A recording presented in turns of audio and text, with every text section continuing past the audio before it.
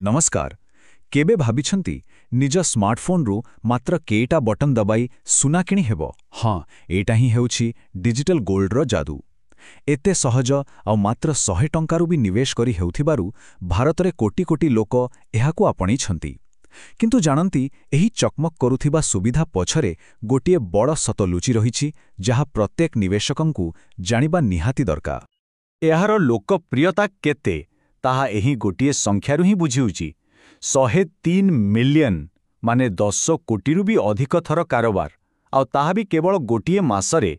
एथुरु स्पष्ट जणा पडुची जे लोकमाने केते बड़ संख्यारे एही नुआ उपायकु आपणैछंती। एहा केवल गोटे ट्रेंड नुहे बरं गोटे आर्थिक आंदोलन भली लागुची नोए कि? हेले कहानी रे एको मोड आसिला। एही जबरदस्त लोकप्रियता भितरे देशर सबुठु बड़ो आर्थिक पहरादार माने securities and exchange board of India बा सेबी हठात एक गंभीर चेतावनी जारी कला। आउ एही गोटिए घोषणा पूरा दृश्यपटकु बदलाई देला। तेबे चालंतु आमर प्रथम भागकु जिबा। एठार आमे बुझिबा जे सेबीर एही चेतावनी प्रकृतरे कोण, एहा काहीकि दियागला और डिजिटल गोल्ड रे निवेश करिथिबा कोटी कोटी लोकंक पई एहार माने कोण। कथाटाकु भल भाबरे बुझिबा पई एही घटनाक्रम उपरे टिके नजर पकांतु। देखंतु, जानुआरी 2025 रे मासिक कारोबार थिला पाखापाखी 51 मिलियन और मात्र 8 मास भितरे सेप्टेम्बर बेलकु यह सीधा डबल 103 मिलियन पार करिगला। एही अविश्वसनीय वृद्धि ही सेबीकु चिंतारे पकाइला और नवेम्बर 8 तारिख रे सेमाने एही पदक्षेप नेबाकु बाध्य हेले। सबु समस्यार मूल होउछि एही शब्दटी नियामक परिसर। सरल भाषा रे कहिले एहा हेउछि सेबीर नियंत्रण क्षेत्र। और सेबी सफा सफा कहि देछि जे डिजिटल गोल्ड तार नियंत्रण क्षेत्रर पूरापूरी बाहरे। एहा ठीक सेमिति जेमिति गोटे क्रिकेट मैच बिना अंपायर रे खेल रहुछि। किए आउट हैला किए नो बॉल पकेला ताहा देखिबाकू केही नाहांती। तेबे जेउठी अंपायर नाहांती सेठी खेलाड़ी केते सुरक्षित?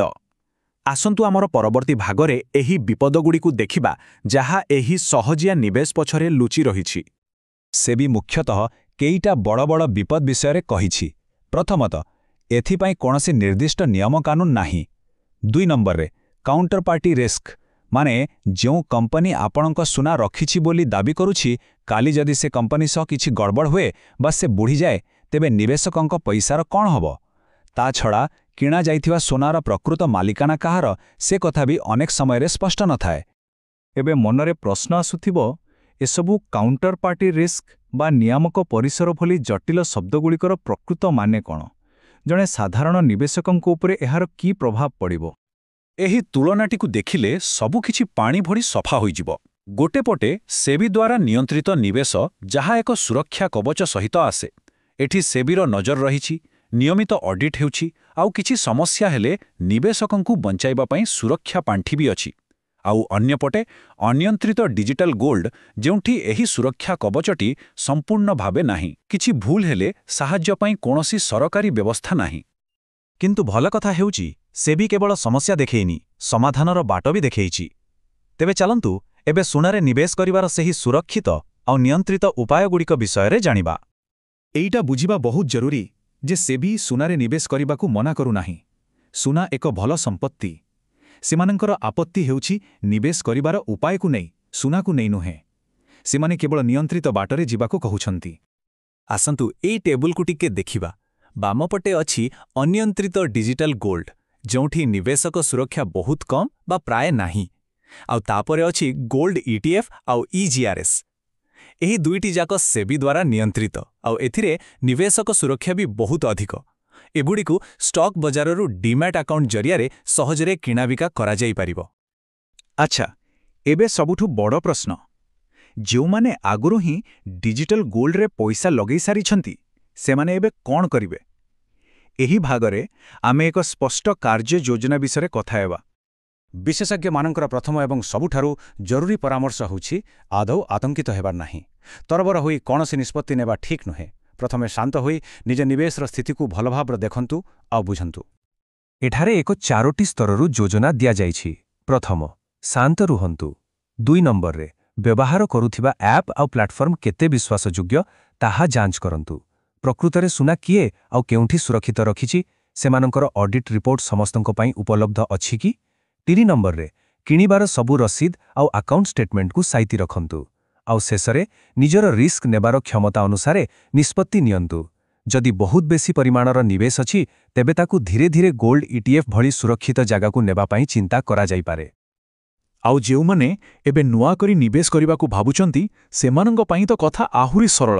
ଆରମ୍ଭରୁ ହିଁ ସଠିକ୍ ଆଉ ସୁରକ୍ଷିତ ରାସ୍ତା ବାଛିବା ବୁଦ୍ଧିମାନର କାମ। ସେବି ଦ୍ୱାରା ଅନୁମୋଦିତ ଗୋଲ୍ଡ ETF କିମ୍ବା EGRsକୁ ପ୍ରାଥମିକତା ଦେବା ହିଁ ସବୁଠୁ ଭଲ। ତେବେ ଆସନ୍ତୁ ଏବେ ଏହି ଘଟଣାକୁ ଟିକେ ବଡ଼ ଚିତ୍ରରେ ଦେଖିବା, କାରଣ ଏହା କେବଳ ଡିଜିଟାଲ ଗୋଲ୍ଡର କାହାଣୀ ନୁହେଁ, ଏହା ହେଉଛି ଟେକ୍ନୋଲୋଜିର ସୁବିଧା ଆଉ ନିବେଶକଙ୍କ ସୁରକ୍ଷା ପାଇଁ ଥିବା ନିୟମ ଭିତରେ ଚାଲିଥିବା ଏକ ଲଢ଼େଇର କାହାଣୀ। ଭାବି ଦେଖନ୍ତୁ ଟିକେ, ଡିଜିଟାଲ ଗୋଲ୍ଡ ଏତେ ଲୋକପ୍ରିୟ ହେଲା କେମିତି? କାରଣ ଏହା ଅତ୍ୟନ୍ତ ସୁବିଧାଜନକ। ଯେ କେହି ବି ଘରେ ବସି ନିଜ ମୋବାଇଲ ଆପ୍ରେ ମାତ୍ର 100 ଟଙ୍କାର UPI ଜରିଆରେ ସୁନା କିଣିପାରୁଛି। ଏହି ସହଜ ପ୍ରକ୍ରିୟା ହିଁ ଲକ୍ଷ ଲକ୍ଷ ସାଧାରଣ ଲୋକଙ୍କୁ ନିବେଶ ଦୁନିଆକୁ ଟାଣି ଆଣିଛି। ଆଉ ଏଇଠି ହେଉଛି ପ୍ରକୃତ ସମସ୍ୟା।